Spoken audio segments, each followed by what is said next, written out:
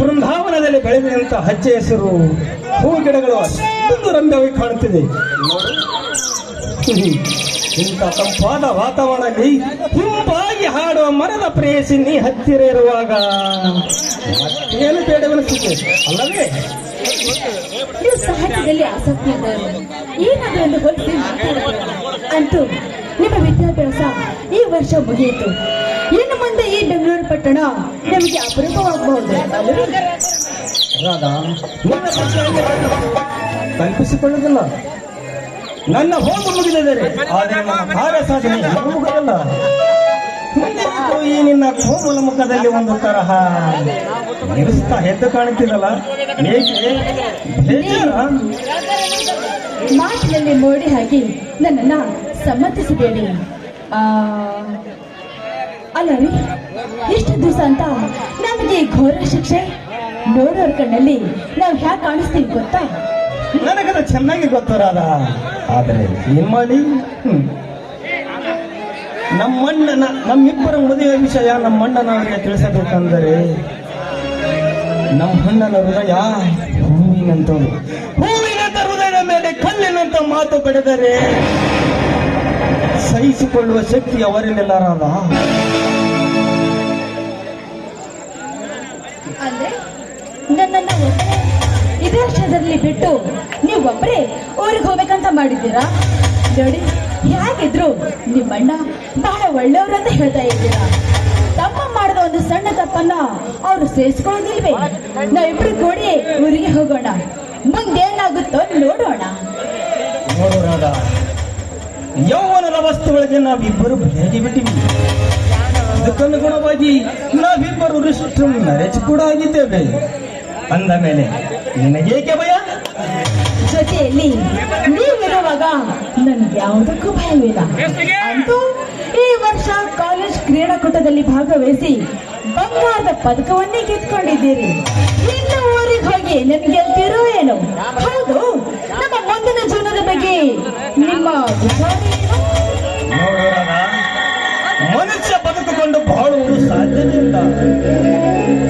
ಮಾನವ ಬಯಸುವುದು ಬೇಕೆಂದರೆ ಸಿಗುತ್ತದೆ ಏನು? ನೌಕರಿಗಾಗಿ ಪ್ರಯತ್ನ ಮಾಡುತ್ತೇನೆ. ಸಿಕ್ಕರೆ ನಮ್ಮ ಪುಣ್ಯ, ಇಲ್ಲದಿದ್ದರೆ ನಮ್ಮಣ್ಣ ಮಾಡಿದ ಭೂಮಿ ಇದೆ, ಅದೇ ನಮ್ಮ ಭಾಗ್ಯವೆಂದು ಅಳಿಬಾರ್ದು. ಆಯ್ತೆ ಅಲ್ಲ ರಮೇಶ್, ಭೂಮಿಯ ಮೇಲೆ ಬೆವರಿಸಿ ದುಡಿಯುವ ರೈತನಿಗೆ ಹಿಡಿ ಹಿಟ್ಟು ಕೂಡ ಸಿಗುವುದಿಲ್ಲ ಈಗಿನ ಕಾಲದಲ್ಲಿ. ಇಷ್ಟೆಲ್ಲ ಗೊತ್ತಿದ್ರು ಸೇತ ಮತ್ತೆ ಭೂಮಿ ಮೇಲೆ ಆಸಿಡ್ಕೊಂಡು ಮಾತಾಡ್ತಾ ಇದ್ದೀರಲ್ಲ, ಹೋಗ್ಲಿ ಬಿಡಿ. ಅಲ್ಲ, ಮತ್ತೆ ಬೇರೆ ವಿಚಾರ ಏನಾದ್ರು ಇದ್ರ ಬಗ್ಗೆ? ರಾಧಾ, ರೈತ ಇಂದಲ್ಲ ನಾಳೆ ಸಿರಿಗೆದ್ದರೆ ಸರ್ಕಾರವನ್ನೇ ಕೆಳಗೆ ಉರುಳಿಸುವುದರಲ್ಲಿ ಸಂದೇಹವೇ ಇಲ್ಲ. ಪಾಪ ರೈತ ವರ್ಷಾನುಗಟ್ಟಲೆ ಕಷ್ಟಪಟ್ಟು ದುಡಿದ ದವಸ ಧಾನ್ಯಗಳಿಗೆ ಸರಿಯಾದ ಬೆಲೆ ಸಿಗುತ್ತಿಲ್ಲ. ಶಹರದಲ್ಲಿ ನೋಡಿದರೆ ಪ್ರತಿಯೊಂದು ಮಾಲಿನ ಮೇಲೆ ಗಗನಕ್ಕೇರುತ್ತಾ ಇದೆ. ಒಟ್ಟಾರೆ ಬಡವರ ಬಾಳುವುದು ಕಷ್ಟವಾಗಿದೆ ಈ ನಾಡಿನಲ್ಲಿ.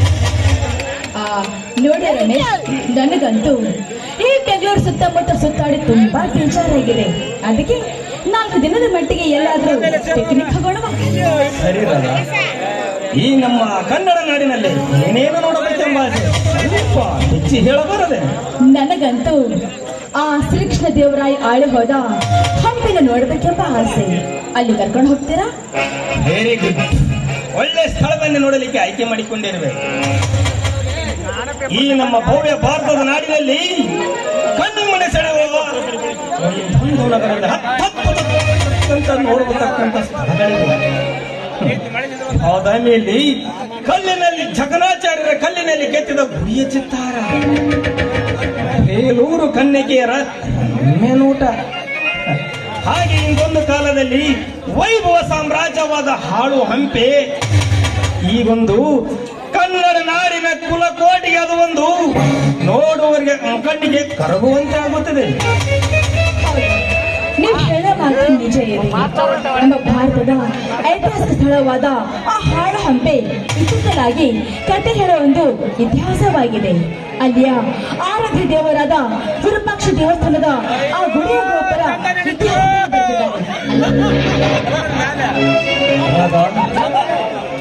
ಆ ಸ್ಥಳವನ್ನು ನಿನಗೆ ನೋಡಬೇಕೆಂಬ ಆಸೆ ತಾನೆ? ನಾಳೆ ನಮ್ಮ ಊರಿಗೆ ಹೋಗೋಣ. ಅಲ್ಲಿಂದ ಹೋಗಿ ಹಂಪಿಗೆ ಹೋಗಿ ಸುತ್ತಾಡ್ಕೊಂಡು ಬರೋಣ, ಆಯ್ತಲ್ಲವೇ? ನಿಮ್ಮಿಷ್ಟನೇ ನನ್ನಿಷ್ಟ. ಬನ್ನಿ ಹೋಗೋಣ. ನಾವು ಬಂದು ಬಹಳ ಹೊತ್ತಾಯ್ತು. ರಾಧಾ, ಈ ಬೃಂದಾವನದಲ್ಲಿ ಬಂದಾಗಿಂದ ಬರೀ ಆ ಹಾಡಂಪೆ ಬಗ್ಗೆ ನೀವು ಮಾತಾಡ್ತಾ ಸಂಬಂಧಿಸಿದ್ದೀರಿ. ಈಗ ಬಂದ ವಿಷಯದ ಬಗ್ಗೆ ನನ್ನನ್ನು ಮೈಮರೆಸಬಾರದೆ. ಪ್ರೇಮದ ಪಯಣದಲ್ಲಿ ಸಾಗಬೇಕೆಂಬ ಭಾವನೆ ಅದಕ್ಕೆ ಈ ಹೆಣ್ಣಿನ ಮನಸ್ಸನ್ನೇ ಕದ್ದ ಮಹಾರಾಜ. ರಾಧಾ, ನಮ್ಮಿಬ್ಬರ ಇರುವರ ಬಂಧನ ಆ ದೈವ ಸಂಕಲ್ಪವೇ ಕೂಡಿಸಿದೆ. ಅಂತೆಯೇ ಆ ದೇವರು ನಮ್ಮಿಬ್ಬರು ಇದು ಮಾಡ್ತೇನೆ.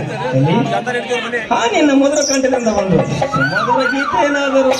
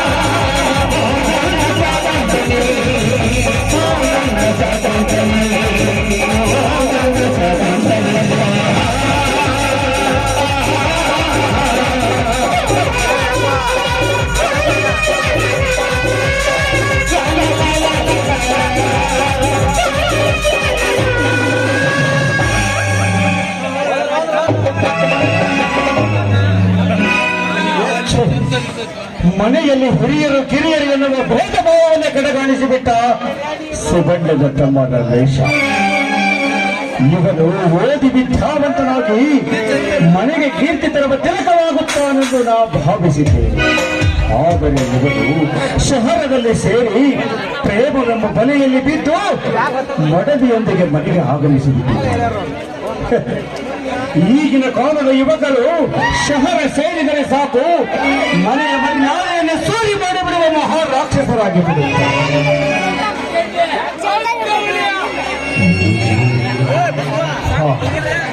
ಇದೇನಿದು? ಇದೊಂದು ಅದ್ಭುತ ದೃಶ್ಯವನ್ನು ನಾವು ಕಾಣುತ್ತಿರುವೆ.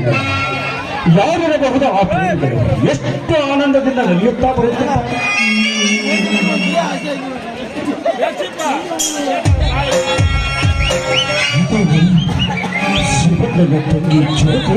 ಶಿವಣ್ಣನ ತಂಗಿ ಜ್ಯೋತಿ ಆ ಧನಿಕ ಧರ್ಮರಾಜನ ಮಗ ವಿಜಯದೊಂದಿಗೆ ಜ್ಯೋತಿ ಎಷ್ಟು ಮುಂದುವರಿಯುತ್ತಾಳೆಂದು ನಾ ಕನಸಿನಲ್ಲಿ ಭಾವಿಸಲಿಲ್ಲ. ಏನೇ ಆಗಲಿ, ಈ ವಿಷಯವನ್ನು ಶಿವಣ್ಣನಿಗೆ ತಿಳಿಸಿ ಇವರಿಬ್ಬರಿಗೆ ಮದುವೆಯಾಗುವಂತೆ